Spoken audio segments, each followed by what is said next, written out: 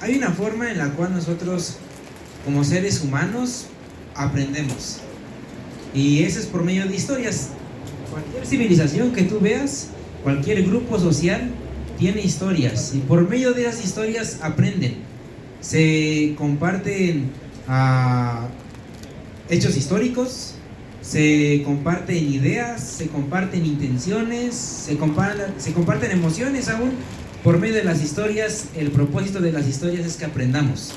Tienen un propósito en nuestra vida, y todos nosotros hemos aprendido por historias. ¿Alguien ha escuchado la de Juanito y el Lobo?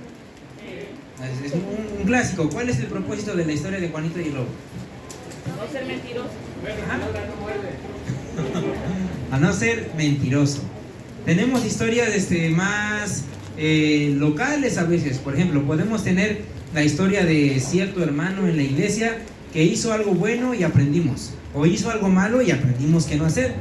Tenemos historias familiares a veces incluso, de que, no es que mi prima dejó la escuela por querer hacer dinero, anduvo en malos pasos, y como la familia sabe eso, aunque no sea directamente la intención, ya aprendemos que es mejor, pues no sé, echarle ganas al estudio, no andar con malas compañías. El propósito de toda historia siempre es transmitir algo, un mensaje, una moraleja.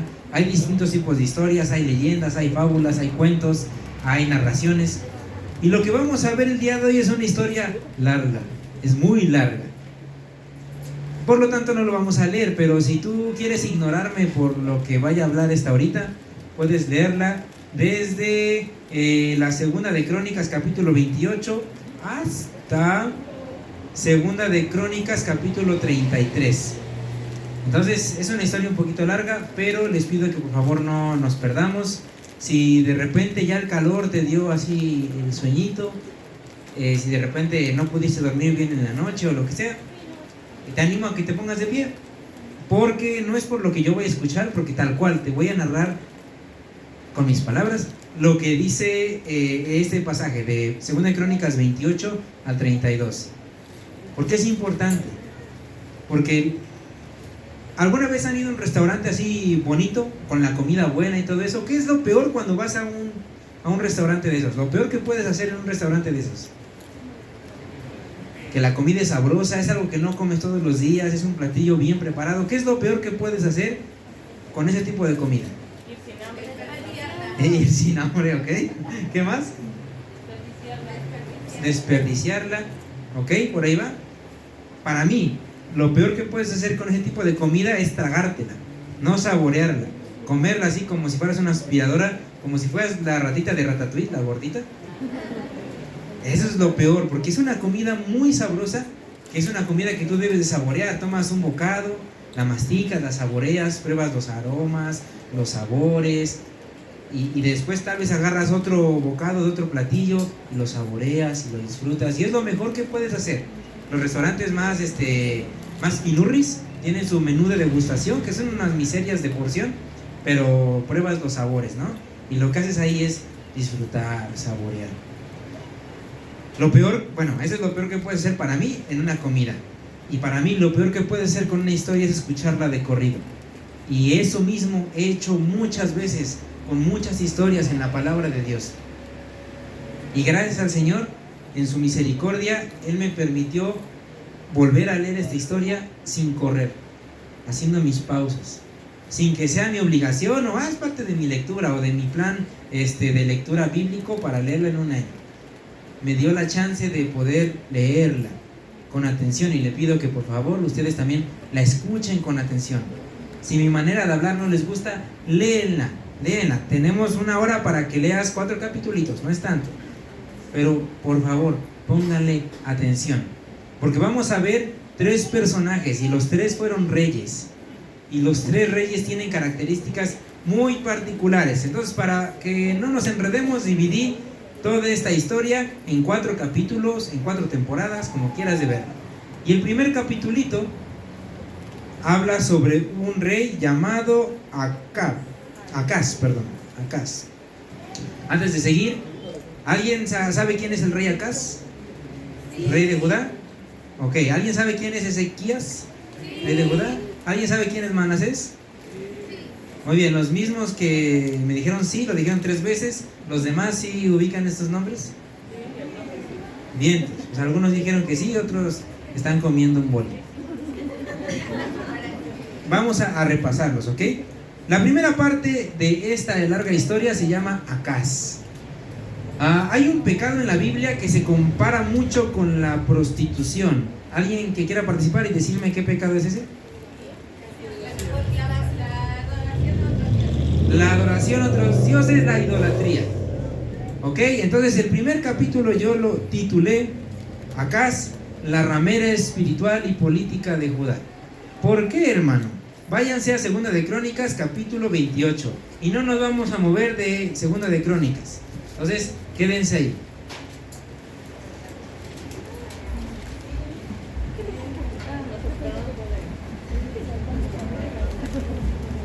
Segunda de Crónicas, capítulo 28.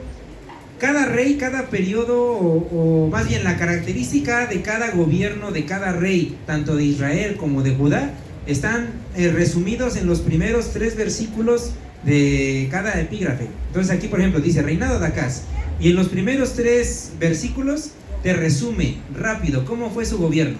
¿Su gobierno fue bueno o fue malo? Así lo clasifica la Biblia. O hizo lo recto ante los ojos de Dios, o hizo lo malo ante los ojos de Dios. Y el resto es una descripción de lo bueno o de lo malo que hicieron. Es como su desarrollo. Para los que todavía no han cursado panorama o todavía se pierdan un poquito, el reino de Israel era un reino que abarcaba las 12 tribus de Israel. Estaba en Medio Oriente, más o menos por donde ahorita está Palestina e Israel, abarcaba todo eso. Y el primer rey que tuvieron fue un rey llamado Saúl. Después de Saúl vino David, y después de David vino su hijo llamado Salomón. Después de Salomón viene un hijo llamado Roboam. Y Roboam tuvo la audacia y la arrogancia de que en lugar de hacerle caso al consejo de los ancianos, de los sabios, le hace caso al consejo de sus amigos. ¿Y qué es lo que hace? Sus amigos le dicen, pues si tu papá fue gacho con ellos, tú dices que vas a ser peor. Que es más, el grosor de este meñique es más grueso que los lomos de tu padre. Y les vas a decir así, no, pues les voy a aumentar los impuestos. Si ustedes creen que ya pagaban mucho, pues van a pagar el doble o el triple, van a pagar un montón. Y el pueblo, pues a no sé a quién de ustedes le encante que le quiten dinero de su quincena en impuestos, pero pues a nadie en toda la historia le han gustado que le aumenten los impuestos. El pueblo se enoja y ponen a otra persona por rey, llamado Jeroboam, y en ese momento el reino de Israel se fractura y se parte en 2, en el reino del norte llamado Israel y en el reino del sur llamado Judá. Y en el tiempo en el que estamos, es un tiempo donde ya habían pasado varios reyes en el norte, en Israel, y en el sur, en Judá. ¿Ok? ¿No los he perdido? ¿Cuántos reinos había? ¿Cómo se llamaba el del norte? ¿Y el del sur? Perfecto, andan al tiro. Y los 2 reinos se caracterizaban por algo. Porque ¿cuántos reyes buenos hubo en Israel, en el reino del norte? Ni uno, todos fueron malos y fue de mal a peor. Y el que le seguía le echaba más ganas, casi se sentaba a pensar, híjole, ¿cómo voy a hacer para regarla más que el anterior? Hasta parece que eso hacían. Y en el reino del sur, en el reino de Judá, ¿cuántos reyes hubo? 8. ¿Cuáles fueron los 2 mejores? Ezequías y Josías. Andan filosos. Y de Ezequías y Josías, ¿cuál fue el mejor? Josías, ¿seguros? ¿Por qué? También Ezequías, perdón. ¿Por qué? La misma palabra dice que no hubo mejor rey que él. A ver, va. Leyó la ley. Los 2 eran muy buenos y a mis ojos los 2 eran igual de chidos. Y la verdad, para mí Josías era mejor. Pero Josías fue rey desde muy chiquito. Josías reinó desde los 8 años. Por eso para mí el más perrón era Josías. Pero lo que dijo el hermano Manuel, lo que dijo el hermano Manuel de que fue el mejor, eso lo dice de Ezequías. Por desgracia, ya lo perdí y no me quiero tardar mucho en esto. Pero dice que no hubo mejor rey antes que él, ni después que él. Antes de llegar a Ezequías, vamos a ver a su papá, llamado Acaz. Vámonos a Crónicas, espero sigan ahí, Crónicas capítulo 28. 28:1 dice, de 20 años era Acaz cuando comenzó a reinar, y 16 años reinó en Jerusalén. Mas no hizo lo recto ante los ojos de Jehová como David su padre. Antes anduvo en los caminos de los reyes de Israel, y además hizo imágenes fundidas a los Baales. Quemó también incienso en los valles de los hijos de Hinnom, e hizo pasar a sus hijos por fuego, conforme a las abominaciones de las naciones que Jehová había arrojado de la presencia de los hijos de Israel. Pregunta, ¿cómo era este rey, Acaz? ¿Qué tan malo? Mucho, era malísimo. ¿Qué significa eso de hacer pasar por fuego a sus hijos? Sacrificó a esos ídolos abominables a sus hijos. Agarró a sus chamaquitos y dijo, pues el pueblo pide favor y les va bien si yo sacrifico a mis hijos. Y es lo que él hizo. ¿Y por qué yo le puse que era una ramera espiritual y política? Pues porque eso era. Sigue leyendo. Todo lo que se dedicó a Acaz en su reino fue a buscar más dioses y más dioses y más dioses. Y en lo que él se esforzaba era que todo el reino de Judá tuviera donde poder adorar a esos dioses que él estaba poniendo. Era una persona que estaba buscando a ver quién le hacía el paro, a ver de qué deidad obtenía el favor, lo que sea, de donde venga, menos de Dios. Y siempre, a pesar de que él sabía, de que él tenía la posibilidad de conocer de la palabra de Dios, de buscar hacer las cosas como Dios manda, él no quiso. Como un adolescente emberrinchado, que ya le dijiste qué es lo que necesita hacer, ya le dijiste qué es lo que le va a hacer bien, pero no, quiere hacerlo a su manera y va a buscar su propio camino, a pesar de que sea lo malo ante los ojos de Dios. Y también digo que era una ramera política, porque hubo un momento en el cual al reino de Judá lo empezaron a invadir. Lo invadió el reino del norte, lo invadieron los sirios, y como necesitaba un apoyo, en lugar de ir a su Dios, el que ya tenían por conocimiento histórico que era el que libraba a su pueblo, va y le pide paro a los asirios. ¿Y qué es lo que hace para que los asirios le hagan el paro? Fue al templo de Dios, empezó a arrancar los metales preciosos, fue a la casa de Dios, la saqueó y la mandó como regalo, con tal de que recuperaran su favor. ¿Ustedes creen que obtuvo el favor de Asiria? Aquí está medio confuso. En Reyes dice que sí, pero aquí en el versículo 21 dice, no obstante que despojó a Acaz la casa de Jehová y la casa real y las de los príncipes para dar al rey de los asirios, este no le ayudó. En el libro de los Reyes dice que sí, Asiria fue y esclavizó o venció al rey de Siria y a los príncipes que estaban en ese lugar, pero no lo hizo por el pueblo de Judá, por el rey Acaz, lo hizo por sí mismo. ¿Realmente no le ayudó? En el 22 dice, además el rey Acaz, en el tiempo que aquel le apuraba, es decir, cuando estaba ya en problemas, añadió mayor pecado contra Jehová, porque ofreció sacrificio a los dioses de Damasco que les habían derrotado, y dijo, pues que los dioses de los reyes de Siria les ayudan, yo también ofreceré sacrificio a ellos para que me ayuden, bien que fuera en esto su ruina y la de todo Israel. ¿Qué hizo? El mismo pueblo que les había hecho daño. La historia no la dicen aquí, lo dicen en el libro de Reyes, pero dice que un día después de que había pasado todo, de que los asirios ya medio les habían hecho el paro, fue a Damasco, y en Damasco vio que había un templo para su dios, un dios pagano de Damasco, y se le ocurre la brillante idea de decir, pues yo quiero uno también para Judá, y chance, así como a nosotros pues, nos dieron en la torre, también les va a dar en la torre a ellos y también a los de Israel, porque nos hicieron daño. Y estaba obsesionado por buscar ayuda de donde sea, menos de Dios, menos de su Señor, de su libertador, del que los formó, Estaban obsesionados en buscar ayuda de donde sea menos de Dios.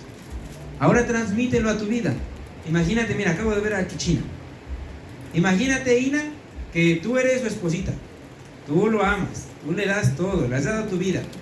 Y cada que Chucho necesita un consejo o necesita, no sé, alguien en el cual confiar, va y se lo pide a Davicho, va y se lo pide al vecino, va y se lo pide al señor que vende el pan en la mañana. Y nunca te lo pide a ti. Pues qué feo, ¿no? Pues Acaz lo hacía, ahorita fue un ejemplo muy suavecito, pero Acaz lo hacía mal. Buscaba constantemente la ayuda de todo lo que se mueva menos de Dios. Y fue un rey que se hizo aborrecible a su pueblo, tanto así que cuando se murió, dice en el versículo 27, y durmió Acaz con sus padres y lo sepultaron en la ciudad de Jerusalén, pero no lo metieron en los sepulcros de los reyes de Israel, y reinó en su lugar Ezequías su hijo. Tanto fue aborrecible para su propio pueblo que no lo pusieron en el sepulcro. Y eso del sepulcro es muy importante, lo vamos a ver más adelante. Entonces acuérdense, Acaz no fue sepultado junto con los reyes de Israel, fue sepultado en otro lugar, lo pusieron en otro lugar. Entonces Acaz buscaba ayuda de todo lo que se moviera menos de Dios. A su pecado le añadía más pecado, tanto así, tan malo fue Acaz que los de Israel se veían como los buenos en sus tiempos. ¿Alguien más o menos tiene una idea de qué hacía Israel en ese entonces?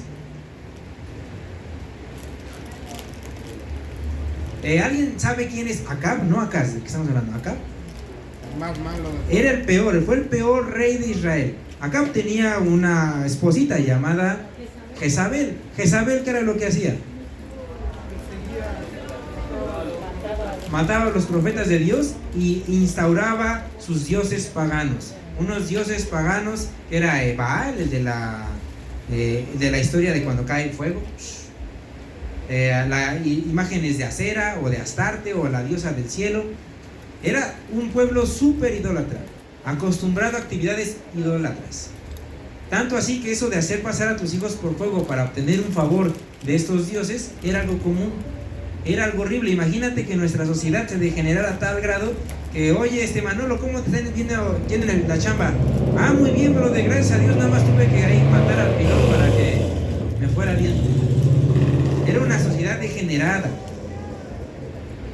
aborreciendo y peleándose constantemente contra Dios. Pues en los tiempos de Acaz, ellos se vieron como los buenos, porque cuando fueron y pelearon contra el reino de Judá, los de Israel agarraron esclavos ahí de los de Judá, se los llevaron para Samaria, que era su capital, y cuando están llegando, llega un profeta de Dios y les dice: eso que están haciendo es malo, ustedes están agregando más pecado al pecado que ya de por sí traen. Y los príncipes, es decir, los gobernantes de Samaria, salen y dicen: no, la neta sí se están pasando de lanza. Es más, a ver, los que no tienen vestido me los vistes, a los que están cansados y enfermos los pones en un burrito y los regresas. Ahí los vas a llevar a Jericó, que está ahí cerquita de donde ellos vienen, para que no se cansen. Entonces los de Israel, los idólatras, los asesinos, los que hacían pasar a sus hijos por fuego, se vieron como los buenos en comparación con cómo estaba liderando a su pueblo de Acaz. Entonces era un rey malo, un rey perverso. ¿Cómo creen que iba a salir su hijo?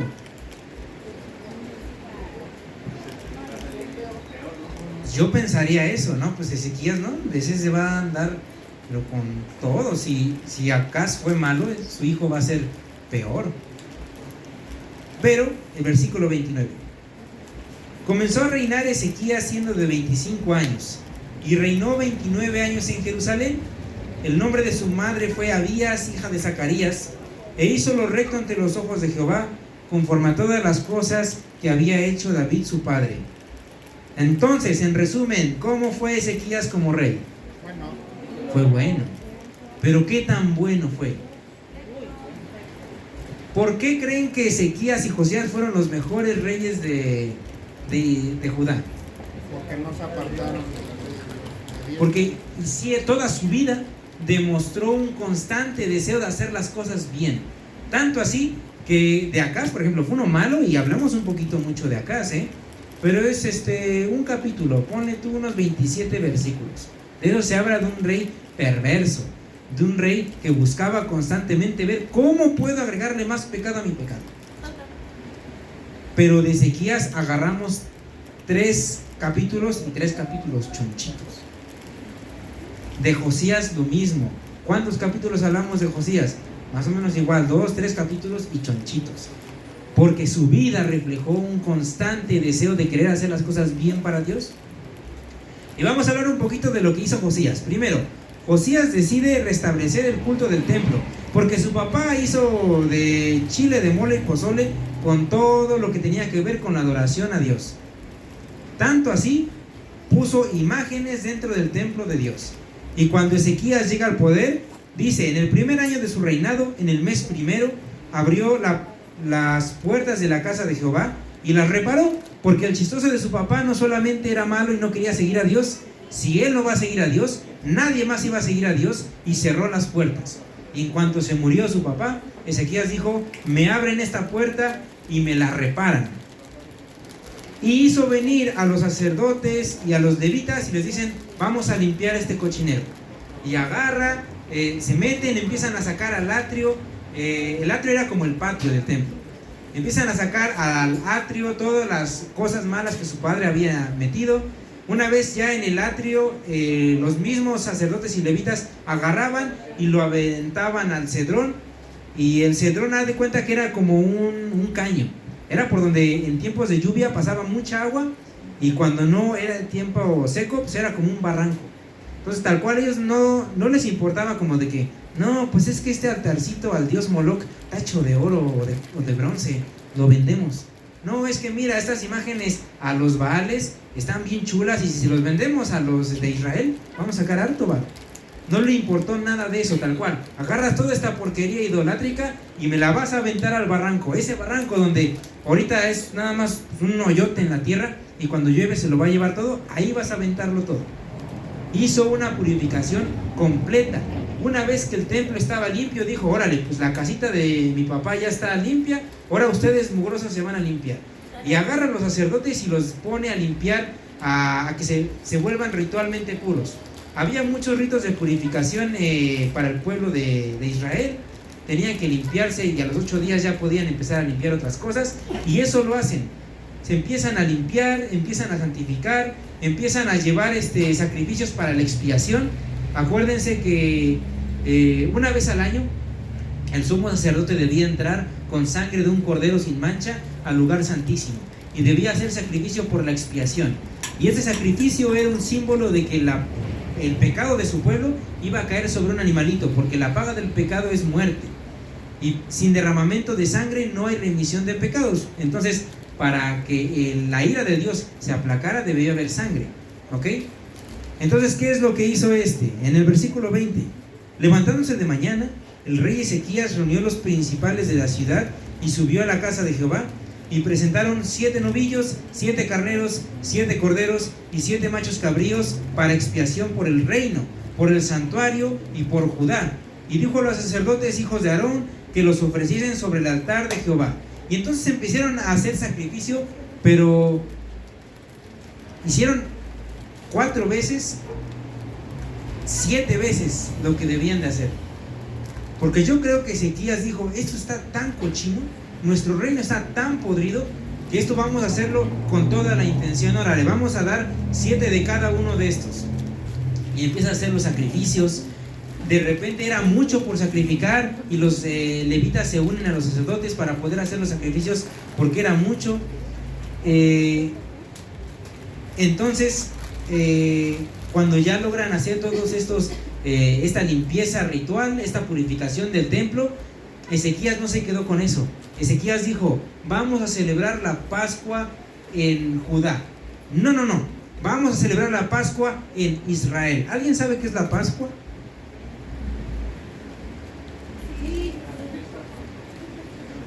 Ok, es una fiesta que los judíos celebraban conmemorando su salida de Egipto. Y era cuando ellos reconocían y recordaban que el Señor era el que los había librado de la esclavitud de Egipto. Era una fiesta solemne, muy importante para el pueblo. Tan importante era para el pueblo, o debía ser para el pueblo judío, que los fariseos, cuando van a sacrificar a Jesús, le meten prisa porque no quieren hacerlo en Pascua, porque era de mucha solemnidad esa fiesta. Y Ezequías dice: esta fiesta es importantísima, llevamos un montón sin celebrarla, llevamos décadas, llevamos generaciones sin hacer esto.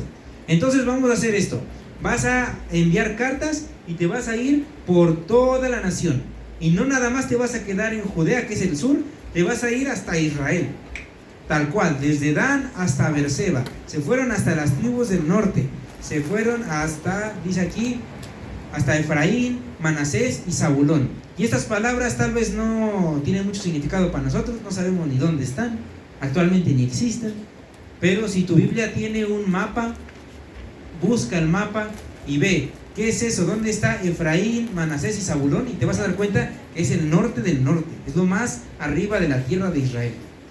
Entonces lo que Ezequías hizo fue: vamos a hacer una Pascua y vamos a invitar a todo el pueblo de Dios, no nada más al reino de Judá. Y manda cartas, llegan hasta el norte. Cuando llegan al norte, algunos escuchan el mensaje y se burlan, porque son el reino de Israel, no han tenido un buen rey desde su fundación.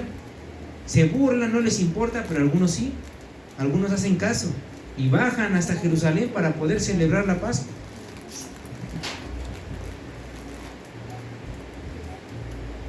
Y cuando llegan, cuando regresan, cuando es el tiempo de celebrar la Pascua, dice: porque una gran multitud, el versículo 18 del capítulo 30, porque una gran multitud del pueblo de Efraín y Manasés y de Isaacar y Zabulón, es decir, hasta arriba, ya habían llegado y no se habían purificado y comieron la Pascua no conforme a lo que está escrito.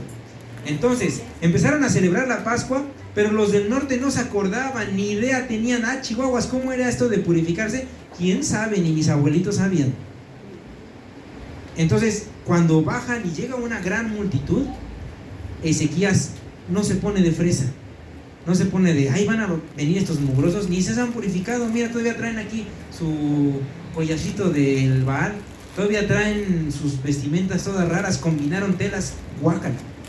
No se pone así, que podría hacerlo, porque si nos ponemos bien estrictos con la ley, podría haberlo dicho: aguanten, purifíquense, y ya después vienen. Pero él lo que le importaba era que el pueblo se uniera por fin, que por fin, después de décadas, de muchas generaciones, el pueblo volviese a adorar a Dios. Y dice: mas Ezequías oró por ellos diciendo: Jehová, que es bueno, sea propicio a todo aquel que ha preparado su corazón para buscar a Dios, a Jehová, el Dios de sus padres, aunque no esté purificado según los ritos de purificación del santuario. Y oyó Jehová a Ezequías y sanó al pueblo. Yo creo que eso es lo chido. Dios escucha la oración de Ezequías y le dice: va, órale. Piensa en esto: Dios fue el que mandó los rituales de la purificación. Dios fue el que dijo: van a hacerle así, así y así, para que puedan presentarse limpios y celebrar la Pascua bien. Pero Ezequías le dice: Dios, tú eres bueno. Jehová Dios, tú eres bueno. Estas personas han bajado porque quieren celebrarte, quieren adorarte, quieren buscarte. Por favor, sé propicio a ellos. Por favor, perdónalos. Por favor, límpialos. Y el Señor le dice: sí.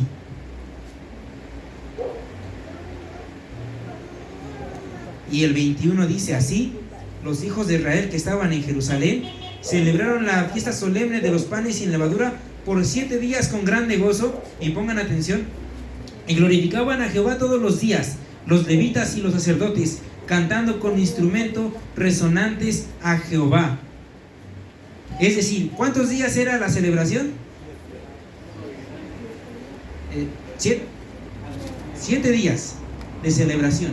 7 días que estaban haciendo los sacerdotes y levitas, cantando.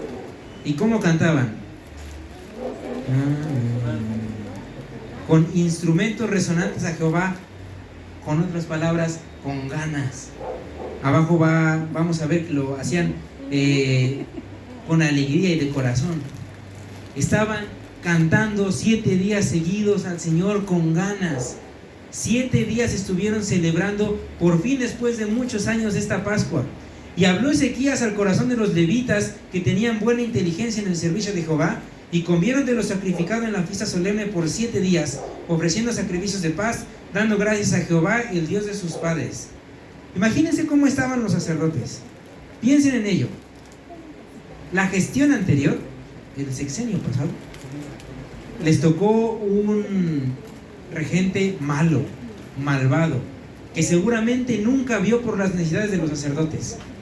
Los sacerdotes, acuérdense, la tribu de Leví no tiene tierras, tiene ciudades de refugio, pero no tiene tierras. Y los sacerdotes dependían enteramente de la caridad del pueblo. ¿Cuántos años no pasaron los sacerdotes mendigando, buscando a ver quién les diera, tal vez haciendo algún otro trabajo para sobresalir, para poder sobrevivir? Y en ese entonces comieron de lo sacrificado en la fiesta solemne por 7 días, ofreciendo sacrificios de paz y dando gracias a Jehová, el Dios de sus padres. Imagínate lo felices que estaba el pueblo, lo felices que estaban los sacerdotes, los levitas. ¿Por qué? Porque comían claramente, pero porque por fin podían estar con su Dios. En el norte no hay ni uno bueno, no hay referente, todos allá hacen sus cochinadas. Y aquí en el sur, el anterior, hijo de la tostada, hizo que nuestros regentes se vieran bien. Pero por fin, después de años, podemos volver a adorar a Dios. Y comían y cantaban y estaban felices. Hermanos, ¿qué haces cuando estás feliz y tienes recursos para seguir celebrando? La sigues, exactamente. Y toda aquella asamblea determinó que celebrasen la fiesta por otros 7 días. Y la celebraron otros 7 días con alegría. Porque Ezequías, rey de Judá, había dado a la asamblea 1000 novillos y 7000 ovejas. Y también los príncipes dieron al pueblo 1000 novillos y 10000 ovejas. Y muchos sacerdotes ya se habían santificado. Y los que tenían la chamba de servir a Dios volvieron a tomar su papel. ¿Qué tan feliz estaba el pueblo de que, aparte de que ya estuvieron 7 días celebrando, pues échate otros 7 días? Órale. Es más, ¿qué necesita? Hay un montón de gente aquí. ¿Qué necesitas? Necesitan comer. Órale, pues yo les regalo 10,000 novillos y 1000 novillos y 10,000 ovejas. Y el rey, pues yo les doy otros 1000 novillos y 7,000 ovejas. Ahí para que coma la gente y esté feliz. Y el pueblo estuvo celebrando casi medio mes, simple y sencillamente porque les encantaba poder volver a adorar a Dios. La parte que cantamos hace ratito por aproximadamente 7 minutos de tan solo he venido, eso lo cantaron, bueno, a su manera, por 14 días y lo disfrutaban y se gozaban y les encantó. Y aquí viene la parte que a mí me hizo chillar cuando por fin leí esto con atención.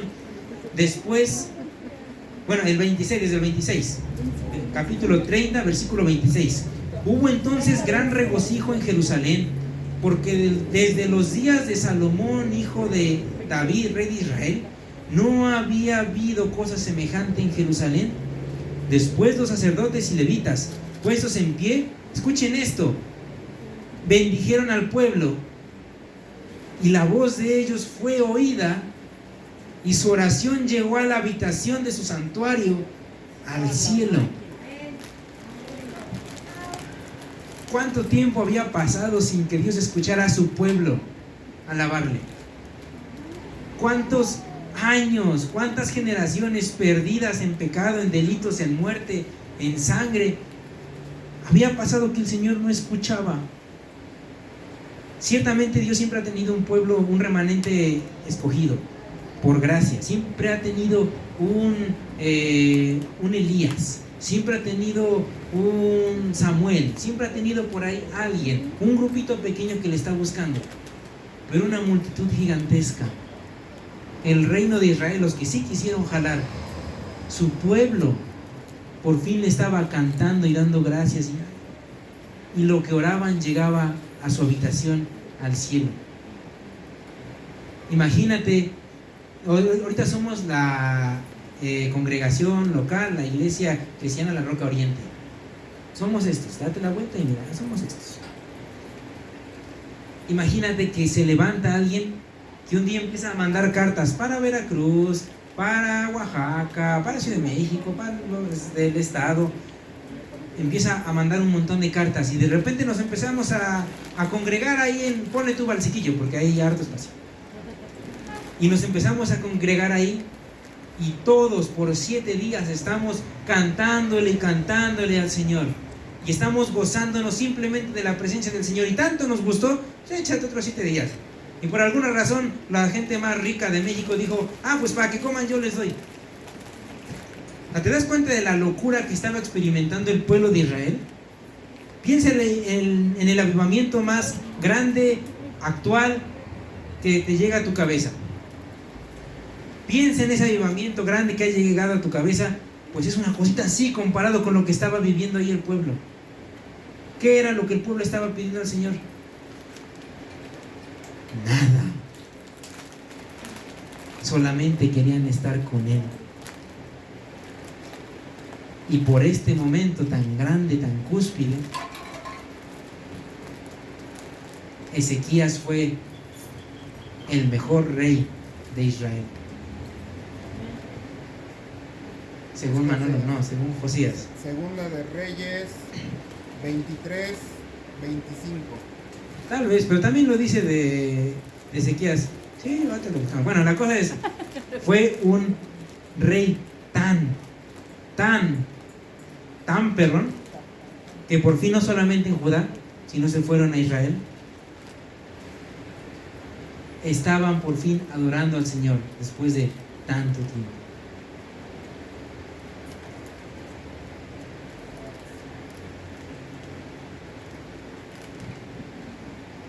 Y ojalá se hubiera quedado ahí todo esto, porque sería una historia bien chida.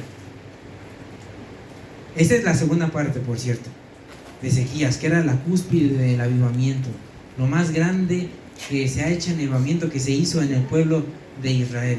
Era algo tremendo, algo sin precedentes hasta esa fecha. Pero hubo un problema con nuestro buen Ezequías. ¿Cuál es el problema de los grandes? Soberbia y orgullo.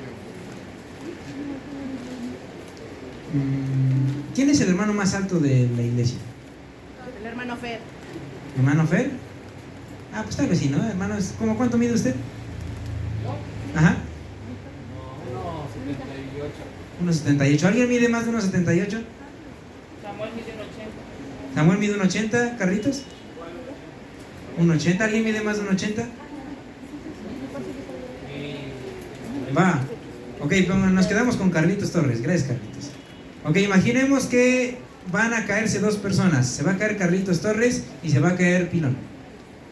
¿A quién le va a doler más el trancazo? ¿Por qué, pobre Pilón? También sufre él. Porque está más grande. Hay un dicho, ¿no? Que mientras más grande es no sé qué, más dura es la caída. Y le pasó a nuestro buen Ezequías. Porque Ezequías hizo cosas bien chidas. Después de todo esto, después de toda la fiesta que se hizo, pues todos eventualmente se regresaron a sus casas, a sus ciudades. Acuérdense, venían desde el norte. Israel, la nación de Israel no era una nación tan grande territorialmente hablando. No me acuerdo muy bien cuál, una vez hice la comparación, pero es más o menos como del estado de Florida. Un aproximado, algo así. No era muy grande. O sea, no era como México. México es muchísimo más grande. Pero aún así, se iban caminando, se iban en sus bestias, tenían que regresarse. Y cuando se regresan de este gran avivamiento, hubo un cambio en sus corazones. Porque por ahí, por donde pasaban, veían un ídolo y esta cochinada, quítala, ¿no? Aviéntala. Esta cosa no, vamos a hacer las cosas bien. Y el pueblo se regresó, no como a veces lo hacemos en los conciertos cristianos del día de hoy, que sentimos bonito mientras está ahí el Barak cantando, y ya regresamos a nuestra casa y con nuestra cara de que algo apesta. El pueblo se regresó y se regresó con un corazón renovado. Realmente dijeron, vamos a hacer las cosas bien. Estuvimos 14 días ahí cantando al Señor, pues no vamos a regarla ahora. Y empezaron a tirar, empezaron a hacer cambios. Empezaron a cambiar los lugares altos donde ellos ponían sus ofrendas, sus inciensos. Hubo un cambio en el corazón de las personas. Pero el problema es que después de unos años hubo un cambio en el corazón de Ezequías.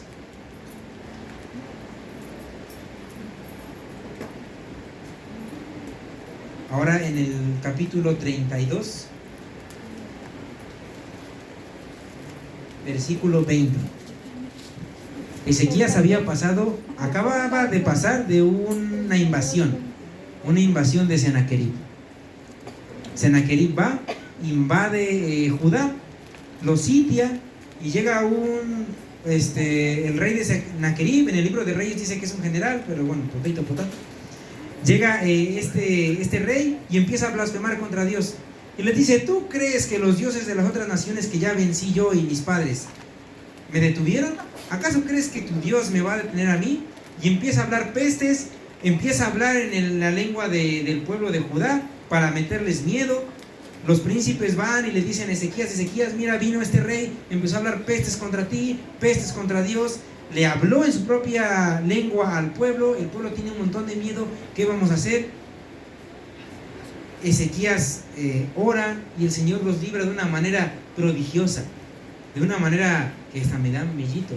¿De qué manera ha librado Dios de ejércitos? Por ejemplo, con Josué, no sé si se acuerdan que una vez, una de sus estrategias militares fue que nada más se llevó 300, con 300 soldados, traían trompetas, traían unas, ¿cómo se les dice?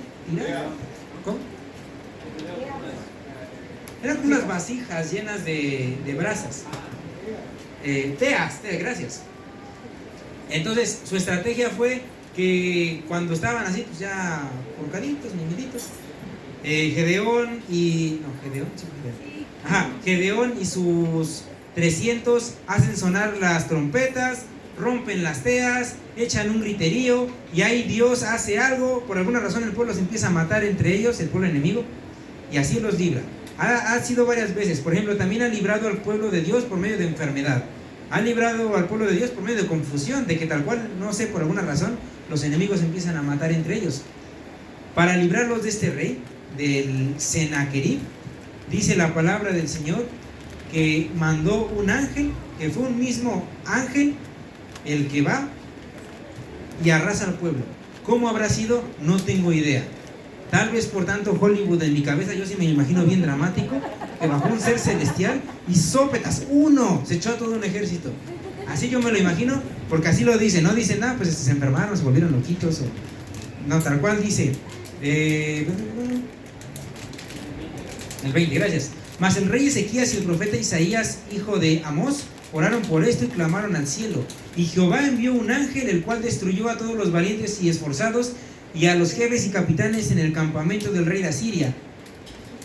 Entonces, y estaba dicho, ¿cómo es esto? ¿Cómo fue que envió el ángel, no? Por ejemplo, cuando fue lo de Egipto, también fue Dios mismo el que pasó y los fue matando a los primogénitos. Dije, pues tal vez fue como una enfermedad, ¿no? O fue un ángel, así que los enfermó, no sé, algo así. Me pasó el libro de Reyes y dice lo mismo, que fue un ángel el que destruyó ese ejército. Entonces yo sí me lo imagino así, no sé cómo se imaginan ustedes los ángeles, pero como te lo imagines, que llegó, bajó y se los despachó a todos. Y tanto fue la vergüenza este rey, dice que se volvió a su tierra avergonzado, y entrando en su templo de su Dios, empieza a orarle a su Dios, y cuando él estaba rezando a esa estatua de piedra que no tiene poder, ni voluntad, ni sirve para nada, llegan sus hijos y se lo despachan. Y la había liberado. Pero lo que les digo, en el corazón de Ezequías algo había cambiado, y no sé qué fue. No sé si ya se sentía el mero porque Dios había hasta mandado un ángel para protegerlo. No sé si se sentía así bien chido porque ahora todo el pueblo lo quería y lo amaba. No sé qué estaba pasando con Ezequías, pero llega un punto donde Ezequías se enferma. Ezequías se enferma de una enfermedad grave. Llega el profeta Isaías. ¿Sí fue Isaías? Ajá, llega el profeta Isaías y le dice, oye rey, ya me habló Dios, te vas a morir. Arregla tus cosas, pero te vas a morir. Y Ezequías ora y le dice, Señor, acuérdate de lo que he hecho en tu nombre, acuérdate que yo me he puesto en tus manos, yo te he buscado. Y le empieza a orar. La oración llega a Dios y Dios le dice, ya te escuché, te voy a agregar 15 años más. Antes de que se fuera Isaías de ahí, le habla en ese momento a Isaías y le dice, regrésate con Ezequías y le vas a decir esto, que yo le agrego 15 años. Y en ese momento, no sé si fue aquí, o ya era un proceso de antes. Algo pasó en el corazón de Ezequías. Algo pasó que llegó a un punto donde llegaron unos emisarios de Babilonia. ¿Alguien conoce Babilonia? Muy famoso porque fue los que después a esos cuates los vinieron, los sitiaron y los exiliaron. Llegaron los de Babilonia y les dice: oye rey, pues escuchamos que eres famoso, te ibas a morir, pero te veo muy sano, oye, queremos conocerte. Y Ezequías dijo: es más, pues vénganse, vean lo chido que está mi reino. Y les enseña todo. Yo creo que hasta su baño les enseñó, pero no hubo rincón que no les enseñara a los mensajeros de Babilonia. Y el problema de esto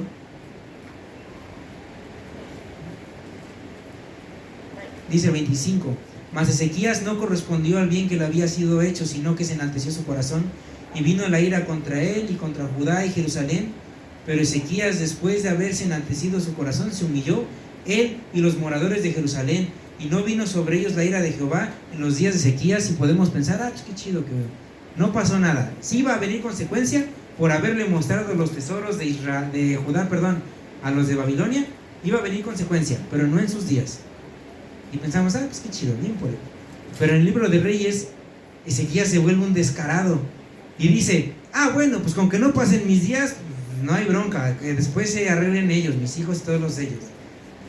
En el libro de Reyes, Ezequías sí se ve un poquito más gandallita. Aquí se ve muy limpiado, pero algo había pasado en su corazón, no sé qué, pero lo que dice aquí es que su corazón se había enaltecido. Tan chido fue, tan perrón fue, hizo que no solamente su reino, sino todo el reino del norte y del sur se volvieran a Dios. Pero algo pasó en su corazón y la regó, y hizo que viniera un gran mal sobre el reino, y ese gran mal llegaría en su próximo hijo.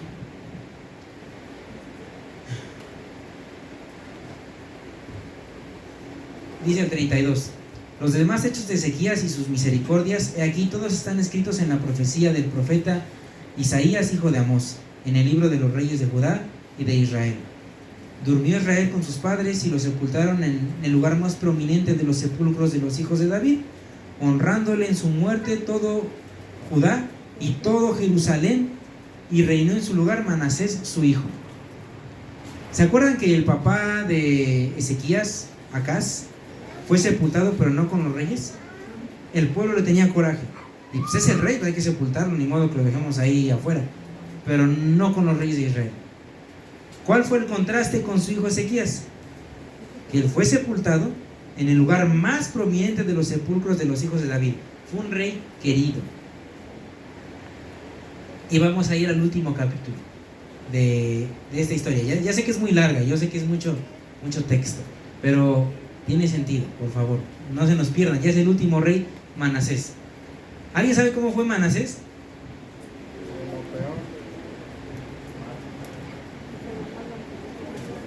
Lo dice ahí, ¿no? Si lees los versículos te dice cómo fue Manasés. De 12 años, era un chamaco de 12 años, era Manasés cuando comenzó a reinar, y 55 años reinó en Jerusalén. Reinó casi el doble de lo que reinó su papá en tiempo. Pero hizo lo malo ante los ojos de Jehová, conforme a las abominaciones de las naciones que Jehová había echado de delante de los hijos de Israel. Entonces, resumen, era un rey malo. Respuesta larga: ¿qué tan malo era? Peor que su abuelo, mucho peor que su abuelo. ¿Por qué? Una parte, por lo que el Señor le dijo, que iba a venir gran mal sobre el pueblo por la soberbia, por la dureza del corazón de Ezequías. Y otra parte es: ¿qué habrá visto Manasés? Manasés tenía 12 años cuando empezó a reinar. Era después de la segunda mitad del reinado de su papá. Acuérdense que le agregó 15 años cuando lo curó. ¿Qué parte de su papá vio Manasés? La parte chida del superavivamiento, el líder que llevó a su pueblo ante los pies de Dios e hizo que volvieran a enamorarse de su presencia. O del papá de: cheque Babilonia, qué tan perrón es mi reino, mira cuánto oro, cuánto esplendor. ¿Qué parte le tocó? Le tocó la parte fea, la parte mala. Y esto no lo dice la Biblia. Y si quieres esto, Ignórame ahí, ponte a pensar en otras cosas. Pero imagínate, un niño viendo que todo el pueblo ama a su padre, lo lo venera, lo tienen en un lugar tan chido que aquí en el sepulcro de los reyes de Judá, dale el mero mero, porque este rey lo amamos mucho. Un pueblo que ama, yo creo que casi idolatraba a su rey. Pero Manasés, siendo su hijo, dice: mi papá no es así. Mi papá, dicen que mi papá siga a Dios, mi papá no es así. Esto es seguir a Dios. Mi papá es bien gandalla, con que no le pase a él, pues feliz, pero si nos pasa a nosotros, ese es mi papá. ¿Cuál es el...? Hace años yo tengo un primo llamado Gonzalo. Mi primo Gonzalo un día estaba en la casa. Estábamos comiendo, lo invitaron a la casa de mis papás, estábamos comiendo y empezamos a hablar. Hace tiempo a él y su familia los invitaron a una iglesia cristiana y estuvieron asistiendo. Y él en esa iglesia no vio cosas buenas. No me dijo qué iglesia, pero vio hipocresía, vio malas conversaciones, vio gente que seguía a Dios, pero al mismo tiempo practicaba el pecado. Y lo que hizo en el corazón de mi primo Gonzalo es: yo no quiero nada de esto. Quiere en su sano juicio, quiere juntarse con personas que se dan golpes de pecho, saliendo de la iglesia se van a emborrachar, saliendo de la iglesia se van a empezar a hablar de leperadas. Yo no quiero estar en un lugar lleno de esas personas. ¿Quién de ustedes quiere estar en un lugar así? Nadie. A menos que les guste sufrir o les guste la mala vida, pero a nadie le gusta vivir en un lugar donde se dice una cosa y se practica otra. Y mi primo, yo lo que le dije fue: es que primo, a ti te vacunaron contra el evangelio. Porque siendo sincero, ¿qué hay de malo en el mensaje de Dios? No, pues nada. De hecho está muy chido lo que dicen. ¿Y por qué no lo quieres seguir? Porque no quiero seguir a ellos. A mi primo lo vacunaron contra el evangelio. ¿Cuál es la vacuna contra el evangelio? Decir y que todos digan: él es, y nunca hacer. Esa es la mejor vacuna que le puedes dar a tus hijos contra el evangelio. ¿Quieres que tus hijos sean unos Manasés? Pórtate como Ezequías en sus últimos años. Que todos digan: ay, es que el hermano David es una chulada. Ay, que Carlitos Torres es perfecto ese hombre. Casi huele a pay de limón, ¿no? Pero que en tu casa vean lo opuesto. Y tenemos gente conocida que es así. Nuestro hermano Natán, ¿alguien conoce a ese güero? Nuestro hermano Natán lo vacunaron constantemente, le dieron sus inyecciones de anticristomicina porque su papá era: ay, es que el hermanito fulano es tan bueno, y ay, es una persona tan paciente. Y en su casa casi intentaba matar al hermano. Y no estoy exagerando, los que lo conocen lo saben. Y el hermano Natán, ¿qué fue lo que pasó? Se vacunó contra el evangelio y le chocaban estas cosas. Le chocaba escuchar de la palabra de Dios, le chocaba ir a la iglesia. No quería saber nada de los cristianos.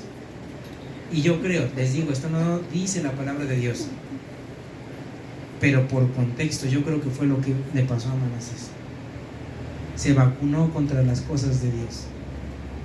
Y ten cuidado que tú no estés vacunando a alguien, a tus hijos, a tu esposa, a tus padres, a tus compañeros de trabajo, contra la palabra de Dios, porque eres uno que dice mucho y muy aleluya, pero tu corazón, tus obras, tus palabras dicen algo completamente opuesto. Y ya vamos a hablar de Manasés, porque, en spoiler, Manasés eres tú y soy yo. Versículo 3: porque él reedificó los lugares altos que Ezequías su padre había derribado, y levantó altares a los Baales, e hizo imágenes de acera, y adoró a todo el ejército de los cielos, y le rindió culto. Es decir, la buena chamba que hizo su papá al inicio, él la iba a destruir. Yo voy a quitar todas estas cosas que hizo mi papá y voy a volver a hacer lo malo. No lo dice aquí en Crónicas, pero en Segunda de Reyes dice que el periodo de Manasés fue un periodo de derramamiento de sangre. No solamente era idólatra, era violento. Y la violencia, el asesinato era algo constante en su reino. Fue un rey malo. Fue un rey que edificó a sí mismo altares a todo el ejército de los cielos en los 2 atrios de la casa de Jehová. Es decir, hay 2 atrios en la casa de Dios, ¿verdad? ¿Ahí qué se hace? Se ponen las ofrendas, se adora a Dios. Órale, chido. Pues yo creo que me edifiques aquí unos ídolos. Yo quiero que me pongas aquí unos altares a todo el ejército de los cielos. Es más, si falta un Dios, te lo inventas y lo pones. Y pasó a sus hijos por fuego. Lo mismo que hizo su abuelo, lo volvió a hacer él. Voy a matar a mis niños de una forma horrible y asquerosa con tal de tener el favor de una cochinada que ni existe. Y si acaso hay algo ahí, es un demonio, pero yo lo voy a hacer, pues porque ni modo que no. Y pasó y observaba los tiempos, miraba a agoreros, era dada adivinaciones y consultaba a divinos y encantadores. Se excedió en hacer lo malo ante los ojos de Jehová hasta encender su ira. Le echó ganas a hacer lo peor que él podría hacer. ¿Alguna vez alguien ha conocido gente que practica brujería y hace amarre y todas esas cosas? Qué bueno. No digo que pues es mi compadre y hace brujería, no. Pero ¿has visto las personas que hacen eso? ¿Le has visto los ojos? ¿Qué ves en esa mirada? Maldad pura.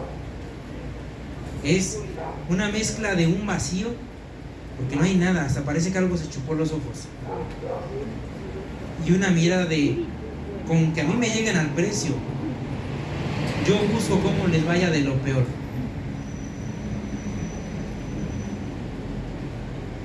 Pues Manasés, piensa en el peor brujo. Imagínate que te vas a Catemaco y oye, ¿cuál es el más malo de aquí? No, este vive hasta allá. Bueno, ese era un niño haciendo trucos de magia comparado con lo que estaba haciendo Manasés. Él se excedió, le echó ganas en hacer lo malo. Puso además una imagen fundida que hizo en la casa de Dios, la cual había dicho Dios a David y a Salomón su hijo: en esta casa y en Jerusalén, la cual yo elegí sobre todas las tribus de Israel, pondré mi nombre para siempre, y nunca más quitaré el pie de Israel de la tierra que yo entregué a vuestros padres, a condición de que guarden y hagan todas las cosas que yo os mando, toda la ley, los estatutos, los preceptos por medio de Moisés. Ok, Dios dijo que eso era para adorarle. Ok, ponte ahí una imagen. Ahí donde Dios dijo, ¿me vas a adorar? Ahí ponte lo más aborrecible y lo más asqueroso que te puedas imaginar. Una imagen con cabeza de animal, donde podamos matar chamacos, ahí. Manasés pues hizo extraviarse a Judá y a los moradores de Jerusalén para hacer más mal que las naciones que Jehová destruyó delante de los hijos de Israel. Su propósito fue que su nación fuera la peor de todas. Le echó ganas para que mientras él viviera, Judá fuera peor que los de alrededor. ¿Alguien se acuerda quiénes eran las tribus que habitaban alrededor? Todos los feos. Los jebuseos, los que terminan con seos, amorreos, jebuseos, filisteos y los otros eos. Todos ellos tenían prácticas abominables ante Dios. A veces cuando leemos la palabra de Dios y vemos que Dios demanda tal cual a liquidar al pueblo de Israel, a estos pueblos, pues podemos preguntarnos, no manches, ¿por qué Dios está mandando que maten gente? Y te pones a estudiar un poquito de lo que hacían los amorreos y los jebuseos y que con razón el Señor no los quería, porque era práctica. Esto de pasar a sus hijos por fuego no se lo inventaron los de Israel, se lo trajeron de los pueblos de alrededor. Y tanta maldad hubo en el periodo de Manasés, que ellos eran los peores. De los que inventaron esas cochinadas, ellos eran los peores. El pueblo comparativamente era el peor. Pasaron de un rey que hizo que toda la nación de Israel, Judá e Israel, fuera una chulada de adoración, a que ahora fueran otra vez los peores. Ya no solamente comparativamente con sus vecinos de Israel, sino con todos los que estaban alrededor. Fue un rey malo. Y habló, dice el versículo 10, capítulo 33, versículo 10. Esto sí le pido que lo lean, ya mero vamos a acabar. Y habló Jehová a Manasés y a su pueblo, mas ellos no escucharon. Por lo cual Jehová trajo contra ellos los generales del ejército del rey de los asirios, los cuales aprisionaron con grillos a Manasés y atado con cadenas lo llevaron a Babilonia. Versículo 12. Esto por favor sí leanlo, remárquenlo si quieren. Mas luego que fue puesto en angustia, cuando ya Manasés la vio fea, la vio pesada, oró a Jehová su Dios se humilló grandemente en la presencia del Dios de sus padres. Y habiendo orado a él, fue atendido, pues Dios oyó su oración y lo restauró a Jerusalén, a su reino. Entonces reconoció Manasés que Jehová era Dios, y lo que empezó a hacer en el tiempo que le quedó, porque después Dios lo restituye a ser otra vez rey, fue intentar enmendar sus errores, que no pudo. Fue intentar arreglar las cosas que él había hecho, pero no pudo enmendar todo. Quitó las cosas que había metido en el templo de Dios, las sacó.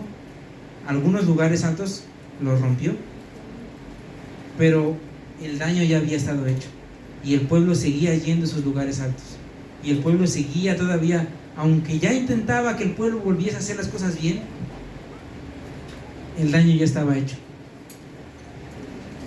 ¿Por qué vimos estos 3 ejemplos, hermanos, hermanas? ¿Por qué razón vemos estos 3 ejemplos? Porque las historias en la Biblia, como les decía al principio, las historias no están nada más puestas para entretener. Y en especial en la Biblia, las palabras, los pasajes, las historias que vemos aquí tienen un propósito. Están escritas para algo, para que tú te veas reflejado en ellos. La palabra de Dios es un espejo. Si ves la palabra de Dios como una bola de consejos, pues qué bueno, pero evoluciona. La palabra de Dios es un espejo para que tú te reflejes. Y tú, quien me estás escuchando, aun si me ven por la transmisión, puede ser Acaz, puede ser Ezequías y puede ser Manasés. Puede ser esos 3. Puede ser tal cual como Acaz, que de plano tú buscas lo malo, tú vas a saber qué te conviene, a ver de dónde sacas más, a ver a quién le rascas más. Y tú sabes que existe un Dios, pero no lo quieres escuchar. Y tú sabes que existe algo bueno, que hay una regla moral, pero te vale, tú quieres hacer lo que se te antoja. Si quieres ser un Ezequías, sigue siendo como un Ezequías. Sigue intentando prostituirte tras lo que sea que te dé placer o éxito al momento. Sigue ignorando a Dios, pero tu consecuencia ya está ahí. Tu consecuencia es que nunca te va a ir bien, siempre vas a estar peleando, y aun cuando crees que ese rey de Asiria medio te ayudó, estate seguro, estás más solo de lo que realmente crees. Y cuando te llegue el tiempo de ir a la tumba, créeme que nadie te va a estimar tanto como tú crees que te van a estimar. Vas a tener ahí una tumba tal cual, y ahí te vas a quedar.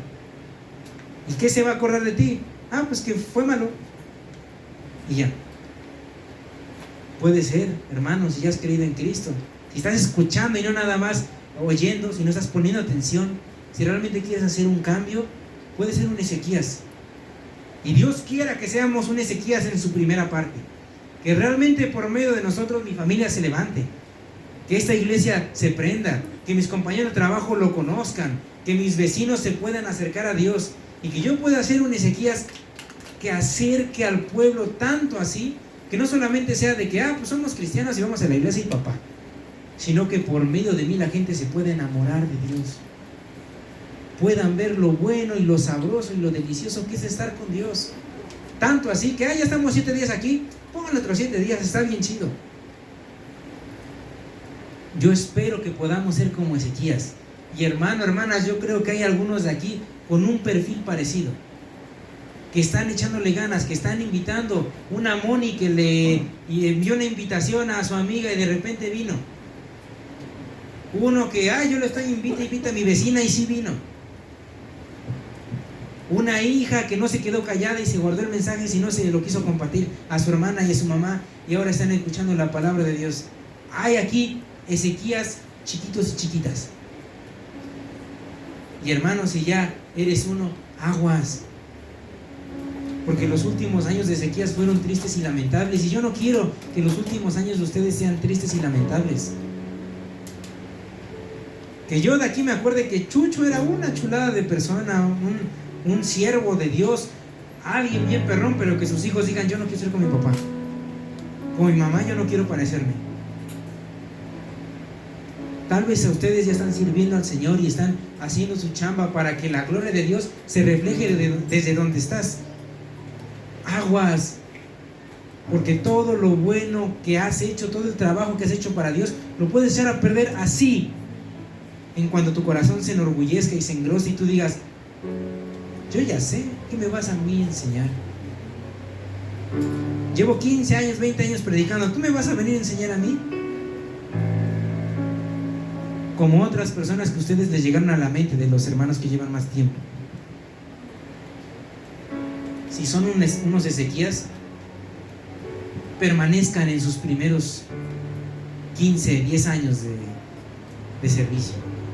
Sean unos Ezequías que hagan un cambio, no solamente en su vida, sino en los que les rodean. Pero también hay un tercer grupo, que ese tercer grupo ahí sí entramos todos. Todos en algún momento fuimos Manasés. ¿Saben algo característico de Manasés? Algo bien chistoso. El hijo de Manasés se llama Amón.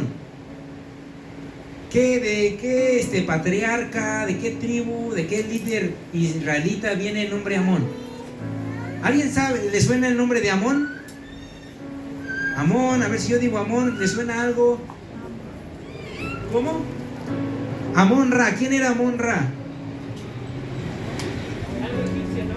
Era un dios egipcio. Tan descarado era Manasés, tan burlón a las cosas de Dios era él, que pues ya a mi hijo le voy a poner un nombre así que ofenda más a Dios. Manasés fue peor que su abuelo, fue peor que Acaz. Manasés era un burlón, se burlaba de las cosas de Dios y quería perpetuarlo en su generación. Pero ¿saben qué? Manasés, en el hoyo de su vida, en lo más profundo, supo humillarse ante su Dios y Dios lo oyó. Esto fue antes y después de Cristo. O después de Cristo. Fue antes de Cristo. Si en ese entonces la misericordia de Dios ya abundaba para perdonar aún al cruel y malvado Manasés, ¿cuánto más la misericordia del Señor está disponible para nosotros, que conocemos y entendemos que nuestros pecados son perdonados por medio de Cristo? Lo peor que hayas hecho, lo peor que hayas pensado, la peor basura de persona, el más sanguinario, violento, todo eso, si te humillas ante tu Dios, puede ser perdonado y puede ser transformado tu corazón. Como Manasés era una persona mala, una persona cruel, disfrutaba la violencia, disfrutaba burlarse de Dios, se esforzaba, acuérdate, se esforzaba en buscar hacer lo que Dios dice que no hagas. Pero cuando él se humilló y de todo corazón le pidió perdón y hubo un cambio, Dios lo perdonó. Y en el tiempo que le quedó de vida, intentó él resarcir su daño, pero no pudo. Y tal vez tú también en algún momento has sido eso. Has sido un burlador, un burlón. Yo no quería nada con Dios, le voy a echar ganas. Es más, a mi hijo le voy a poner Caín, porque en la Biblia Caín era una persona mala. De todo lo malo que Dios te ha hecho, Él te puede perdonar por medio de su Hijo Jesucristo. Ya no dependemos de una persona que nos confiese, que nos ponga las manos. Tenemos entrada libre al Padre por medio de Cristo. Y si eres un Manasés, si tú sabes que eres un Manasés, que las cosas de Dios te aburren y que puedo divertirme un poquito con estas cosas, la misericordia de Dios es suficientemente grande para alcanzarte y traerte así. Pero hay una advertencia. La consecuencia de nuestra desobediencia y de nuestra rebeldía, la consecuencia última, que es la paga del pecado, el Señor la pagó en la cruz. Pero muy seguramente vamos a estar lidiando con las consecuencias de nuestro pecado. Aún así, sigue esforzándote por resarcir lo que ya has hecho. Sigue esforzándote por cambiar las cosas malas que hiciste, ahora cámbialas para que sean buenas. Si antes te conocías porque eras un borrachote, que borracho decías y hasta maldecías quién sabe qué cosa, que la gente sepa que has cambiado, que la gente pueda ver una figura, una imagen distinta en ti, que pueda ver a Cristo a través de ti, aunque las consecuencias se queden por un tiempo. Y hermano, hermana, elige esa tardecita, ¿a qué te quieres parecer? A mí la neta me valen las cosas de Dios, voy a ver qué me conviene más, y ahí a ver cómo me va, pues puede ser una casa. Y tú dale, tú sigue. Tu destino es la tumba y pues ahí te quedas. Con suerte alguien te va a alcanzar a enterrar. Si tú quieres hacer bien las cosas con Dios, sé un Ezequías de esa primera parte de su reino, que busque llamar a otros a Dios. Pero si tú sabes que tus pecados han sido muy grandes, que parece que te has esforzado en desagradarle a Dios, Recuerda esto, que su misericordia es grande, es más grande de tu pecado. Es más grande de lo que puedas haber hecho. Dice una pequeña frase o pequeño poema, no sé cómo decirlo, que una vez en el mundo había un pesebre y en el pesebre había algo más grande que el mundo. Y el sacrificio que hizo el Señor por nosotros es suficientemente grande para perdonarte. Y aún el día de hoy es tiempo para que vuelvas a hacer las cosas bien.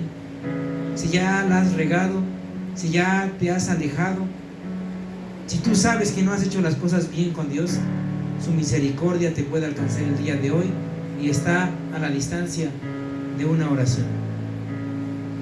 Pero elige, decide qué quieres ser, decide a quién te quieres parecer. En esta historia, con 3 moralejas, ¿cuál quieres que te toque a ti? Y díselo al Señor. Si quieres ser Acaz, no tienes que ni decirle nada, pues quédate en la silla esperando a que acabe de tocar David. Si quieres ser Ezequías, pídele al Señor que te ayude a servirle mejor y más, a que no se trate nada más de qué voy a hacer y qué voy a dar y qué me van a dar y qué voy a recibir. Busca que se trate de estar tiempo con Él, de simplemente disfrutar su presencia, y pídele al Señor que Él te ayude a deleitarte en Él.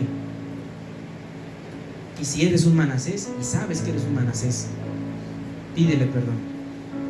Estás al alcance. Hoy es el día de salvación.